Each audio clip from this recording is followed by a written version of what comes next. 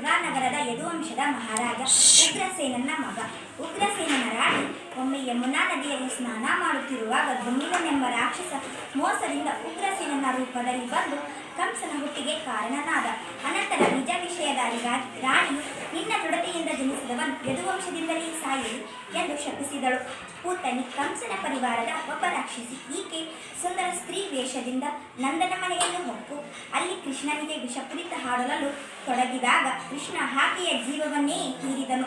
ಪೂತನಿ ಕೂಡಿದ್ದ ಭಯಂಕರ ರಾಕ್ಷಸಿಯ ರೂಪ ತಾಳಿ ಪ್ರಾಣ ಬಿಟ್ಟಳು. ಶಕಟ ಕಂಸನ ಪರಿವಾರಕ್ಕೆ ಸೇರಿದ ರಾಕ್ಷಸ. ಇವನು ಕಂಸನ ಆಜ್ಞೆಯಂತೆ ಬಂಡಿಯ ರೂಪ ಹೊಂದಿ ಗೋಕುಲದಲ್ಲಿ ಬಾಲಕೃಷ್ಣನನ್ನು ಕೊಲ್ಲ ಹೋದನು.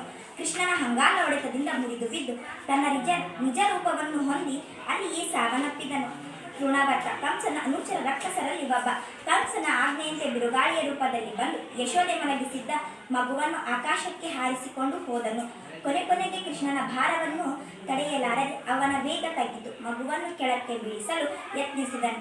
ಆದರೆ ಕೃಷ್ಣ ರಾಕ್ಷಸನ ಕುತ್ತಿಗೆಯನ್ನು ಬಲವಾಗಿ ಹಿಡಿದು ಒಂದು ಸಲ ಬುದ್ಧಿದೊಡನೆ ತೃಣಾವರ್ತನ ನಿಜ ರೂಪ ಹೊಂದಿ ಸತ್ತು ಬಿದ್ದನು. ಧೇನುಕ ಕಂಸನ ಅನುಯಾಯಿ ರಾಕ್ಷಸರಲ್ಲಿ ಒಬ್ಬ. ಇವನು ಬೃಂದಾವನದ ಸಮೀಪದ ತಾಳವನದಲ್ಲಿ ವಾಸವಾಗಿದ್ದನು. ಗೋಪಾಲಕರು ಕೃಷ್ಣ ಬಲರಾಮನೊಂದಿಗೆ ತಾಳೆ ಹಣ್ಣುಗಳನ್ನು ತಿನ್ನುತ್ತಿರುವಾಗ ಕತ್ತೆಯ ರೂಪದಲ್ಲಿ ಬಂದು ಬಲರಾಮನ ಮೇಲೆ ಬಿದ್ದನು. ಬಲರಾಮನು ಕೃಷ್ಣನ ಸೂಚನೆಯಲ್ಲಿ ಅದರ ಹಿಂಗಾಲುಗಳನ್ನು ಹಿಡಿದು ಗರಗರನೆ ತಿರುಗಿಸಿ ತಾಳೆ ಮರಕ್ಕೆ ಹೊಡೆದು ಕೊಂದನು. ಗೋವರ್ಧನ ಬೆಟ್ಟ ಯಮುನಾ ನದಿ ತೀರದ ಪರ್ವತ.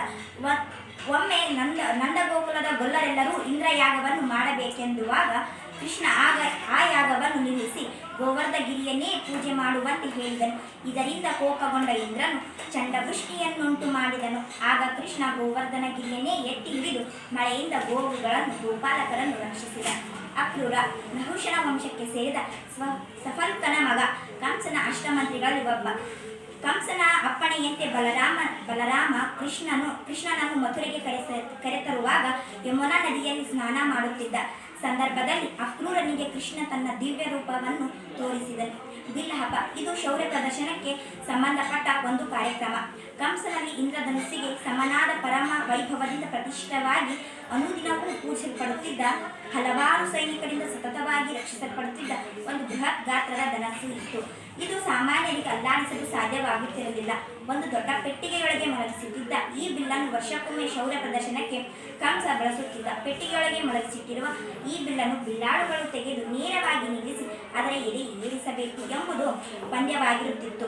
ಈ ಪ್ರಕ್ರಿಯೆಯನ್ನು ಧನುರ್ಯಜ್ಞ ಅಥವಾ ಬಿಲ್ಲ ಹಬ್ಬ ಎಂದು ಕರೆಯಲಾಗುತ್ತಿತ್ತು.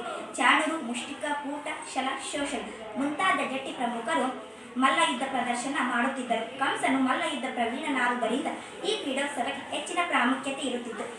ತನ್ನ ಶತ್ರುಗಳಾದ ಕೃಷ್ಣ ಬಲರಾಮನನ್ನು ಬಿಲ್ಲ ಹಬ್ಬ ನೆಪದಿಂದ ಮಥುರೆಗೆ ಕರೆಸಿಕೊಂಡು ಕೊಲ್ಲುವ ಸಂಚು ಹೂಡಿದ ಕಂಸ ಅವರನ್ನು ಅಕ್ರೂರನ ಮೂಲಕ ಕರೆಸಿಕೊಳ್ಳುತ್ತಾನೆ. ಅಣ್ಣ ಬಲರಾಮನೊಂದಿಗೆ ಮಥುರೆಗೆ ಬಂದ ಕೃಷ್ಣನು ಧನುರ್ಯಜ್ಞ ಆ ಮಹಾಧನಸ್ಸನ್ನು ತನ್ನ ಎಡಗೈಯಿಂದ ಮೇಲೆತ್ತಿ ಅದರ ಎದೆಯನ್ನು ಬಿಗಿದು ಸುದೀರ್ಘವಾಗಿ ಸೆಳೆಯುತ್ತಾನೆ. ಆಗ ಆ ಬಿಲ್ಲು ಮುರಿದು ಬೀಳುತ್ತದೆ. ಆ ಸಂದರ್ಭದಲ್ಲಿ ಉಂಟಾದ ಶಬ್ದವು ಭೂಮಾಕಾಶವನ್ನು ಆವರಿಸಿ ಕಂಸನು ನಡುಗಿ ಹೋಗುತ್ತಾನೆ. ಕ್ಷೀರಸಾಗರ ಹಾಲಿನ ಸಮುದ್ರ ಸಪ್ತ ಸಮುದ್ರಗಳಲ್ಲಿ ಒಂದು. ಇದನ್ನು ಸುರಾಸುರರು ಮತಿಸಿ ಅಮೃತ ಮೊದಲಾದ ವಸ್ತುಗಳನ್ನು ಪಡೆದರೆಂದು ಮಹಾಕಾವ್ಯ ಮತ್ತು ಪುರಾಣಗಳಲ್ಲಿ ರಚಿಸಲ್ಪಟ್ಟಿದೆ. ರೋಹಿಣಿ ವಸುದೇವನ ಮೊದಲ ಹೆಂಡತಿ, ಬಲರಾಮನ ತಾಯಿ. ಬಲರಾಮ ವಸುದೇವನ ಮೊದಲ ಹೆಂಡತಿ ರೋಹಿಣಿ ಉದರದಲ್ಲಿ ಉಗ್ರದೇವಿಯ ಕೃಪೆಯಿಂದ ಜನಿಸಿದವರು. ಕೃಷ್ಣನ ಸಹೋದರ. ನಂದ ಗೋಕುಲದಲ್ಲಿ ಗೊಲ್ಲರ ಯಜಮಾನ. ಕೃಷ್ಣನ ಸಾಕುತ್ತಾರೆ. ಯಶೋದೆ ನಂದನ ಹೆಂಡತಿ. ಕೃಷ್ಣನ ಸಾಕುತ್ತಾರೆ. ಧನ್ಯವಾದಗಳು.